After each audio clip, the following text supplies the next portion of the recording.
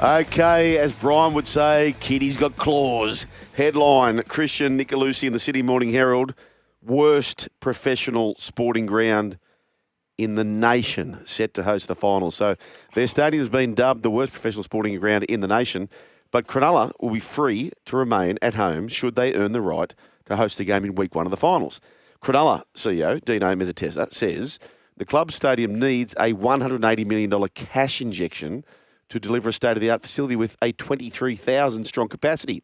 He also says that the venue is more than safe to host NRL games, including a potential elimination final in September. Now, the easy option would be to force Cronulla up the road to Allianz Stadium or even Parramatta's CommBank Stadium. But the NRL rules state clubs are free to play out of their own backyard in week one. The NRL has the right to move clubs to bigger venues in their respective cities for weeks 2 and 3 of the finals. Brian, they're no guarantee to have week one anyway at home, but No. Thoughts? Just going back to the redevelopment. Yep. I thought the whole idea was sell the land off, get some dosh, put it into the stadium. Yep. What's gone on there? I actually don't know. But we haven't heard anything. Did the builders go broke? Or? Oh, I think that plays a big part in it, yes. But it's quite... Did you see the little cubby house... which they're doing their best, and I can appreciate what they're trying to do. In fact, what I think they should do is they've got this little cubby house set up at the moment, which is a corporate facility. Right. When they do get state-of-the-art, I actually think they should keep the little tinny cubby house. As a nod to... As a little nod to the old frustrations they had. But when you say when they get it, this has been going on way too long. It feels like 4 or 5 years. What has anyone ever come out and said... Because my understanding was... We need Riccio on. He'd be all over this, the doctor. Well, we've got this stadium, which is about 20 k's up the road. Yep. Just use Allianz, please. Yeah, of course. Can we just use that? Just do that. I don't even know what we'd fight for. Like Well, the Sharkies want... They want... I get all that, but also, too, don't you want your players playing at the big venues? Well, you'd need to, especially if they continue winning. Yeah, well, just cut the noise out and say, listen... We understand we are not where we need to be or where we should be. Let's throw it out to the open line. Yep. Shark supporters, do you want your home ground? Because you need, if you do end up getting a home ground, even if you finish 5th, you'll get one. I spoke to a fanatical Seagull fan today, Ella, who is one of the biggest Seagulls fans. And she even said herself, I get that it's a big advantage playing at Brookvale Oval in week one, but finals, even as a Manly fan, I kind of want to go and make the venue to Allianz Stadium and really make it finals. September. I think we're past that. Like, seriously, I get it, and I get the interstate teams have an advantage through Amy and Newcastle and Canberra. Even they're entitled to have their home ground. But I mean, seriously, we're not playing at Leichhardt Oval. Like, where would the Tigers play in week one? Hypothetical. It hasn't been a problem for a while, but where would they play? Would it be CommBank? Yeah, but that's not their true home ground, is it? Leichhardt. They would use. Yeah, but you can't have a final at Leichhardt. You can't have a final at Campbelltown. Well, the Sharks, you can't have a final at Shark Park. You no. can't have it at Brookvale. You've got to go to the big venues. Well, the NRL can change the Rookie of the Year halfway through the year. If they can change rules mid-season on the run, they could jump in here and say, you know what? Yep. It's not up to standard. Yep. You're going up to Allianz. Yeah, I agree. Next topic, Brian. Tino sweepstakes begin. This is through the Courier Mail. Now, Titan Star... Tino Fa'asuamaleaui is set to become a free agent. Now, he had a clause. This is a great contract. So in 2023, he signed a 10-year deal with the Titans until the end of 2033. I mean, seriously, how can you offer somebody security of a 10-year deal on Mega Dosh and still give them an out? This is ordinary. Like, really, seriously. And then how embarrassing that you've offered the farm to a person and then they've opted to go and explore the market. This is embarrassing for the Gold Coast Titans.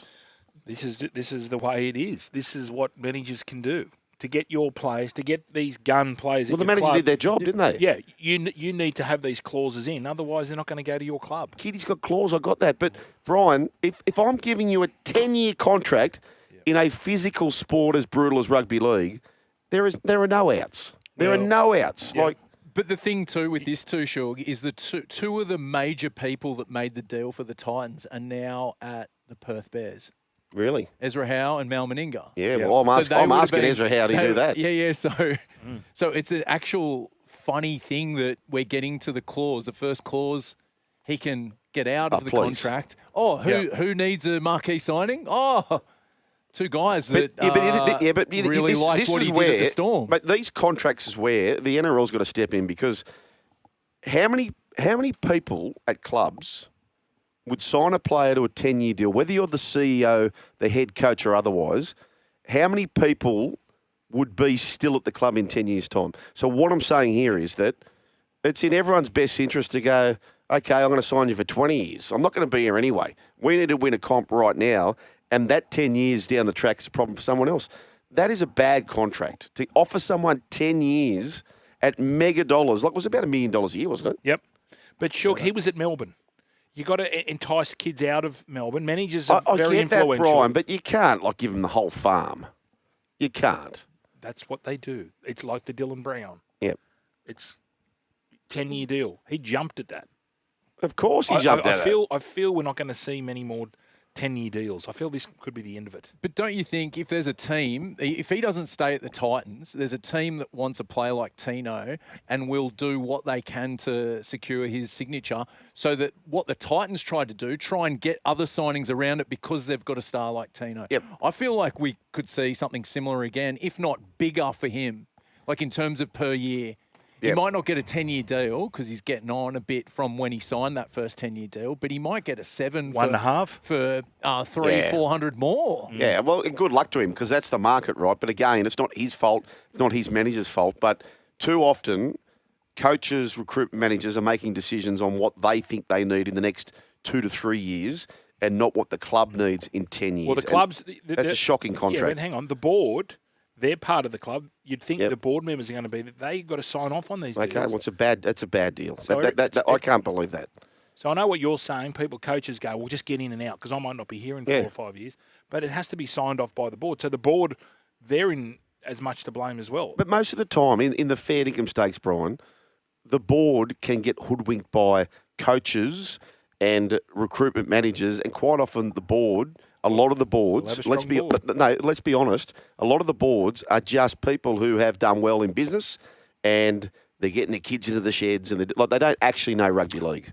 I'm not being this specific to the Titans. I'm saying a lot of boards have a lot of people who have got no idea. But there's a lot of boards who do have guys. You just mentioned business. Yep. This is a business. Yeah. So they've got to... Well, that's bad business. I don't care what anyone says. Signing a person on $1 million plus per year for 10 years and giving them something else on their terms, in my opinion, is horrific business. Okay, what if you never got Tino then? So if I said to you and you're Tino's manager, and they go, well, this is it, it's 10 years, no clauses, and you turn around and goes, well, I'm not going there, I'm going to another club. And so what would have happened over the last 3 years?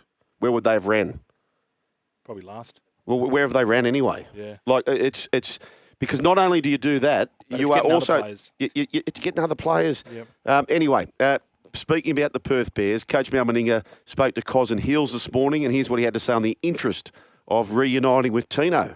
Well, Cos, I'd be silly if I didn't go have a conversation with him. So like you said, I read the same article, and obviously his manager was quoted as well. So I know Tino well, obviously, and his preference would be to stay at the Titans. There's no doubt about that. But as he says, he's been pretty open with his commentary, is that they've got to prove to him that the Titans have got a future.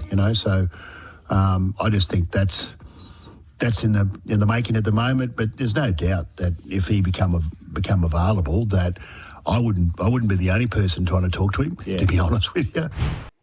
Yep, okay. Of course you're going to go after Tino, of course. But please, Perth, do not sign a 10-year deal with outs for players. And also, you don't need to be, in my opinion, I could be wrong, you don't need to pay at this stage of the contract the highest price possible for Munster.